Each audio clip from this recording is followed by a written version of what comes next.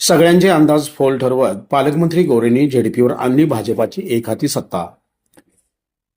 37 सभा घेत 38 जागा आणल्या निवडून इतिहासात प्रथमच भाजपचा अध्यक्ष होणार.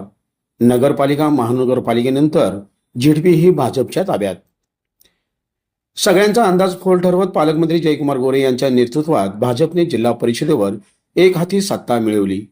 त्यांनी केलेले योग्य नियोजन, सर्वांची बांधलेली मोठ, 100% भाजपाचा नारा यामुळे हे शक्य झाले. भाजप जिल्ह्यात खोलवर रुजवण्याचा त्यांचा प्रयत्न सफल होताना दिसतोय. याचा फायदा भविष्यातील लोकसभा आणि विधानसभा निवडणुकीत होणार आहे. जिल्ह्यातील 2 खासदार तसेच 11 पैकी 6 आमदार हे विरोधी पक्षाचे आहेत. विरोधी पक्षांच्या आमदारांच्या मतदारसंघातील भाजपाच्या नेत्यांना पालकमंत्र्यांनी ताकद दिली.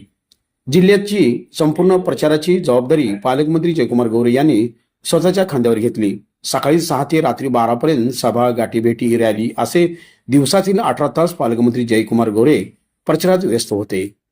जिल्ह्यात त्यांनी तब्बल 37 सभा घेतल्या.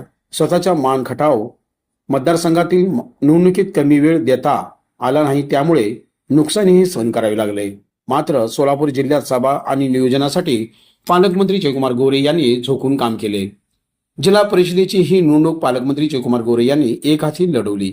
निवडणूक विकासाच्या मुद्द्यावर आणत विरोधकांचा आवाज क्षीण करून टाकला. केंद्रात आणि राज्यात असलेली भाजपाची सत्ता याचा फायदा जिल्ह्यातील विविध विकास कामासाठी होणार आहे, हे पटवून दिले. जिल्ह्याचा विकास करायचा असेल तर झेडपीवर भाजपाची सत्ता महत्वाची असल्याचे सांगत विकासाच्या मुद्द्यावर विरोधकांना घेरले. सोलापूर जिल्ह्याच्या इतिहासात प्रथमच भाजपची एकहाती सत्ता आली. 68 पैकी 59 जागा लढवून 38 जागा भाजपने जिंकल्या. सोमवारी आलेल्या निकालावरून पालकमंत्री गोरे यांचा दबदबा वाढल्याचे दिसते.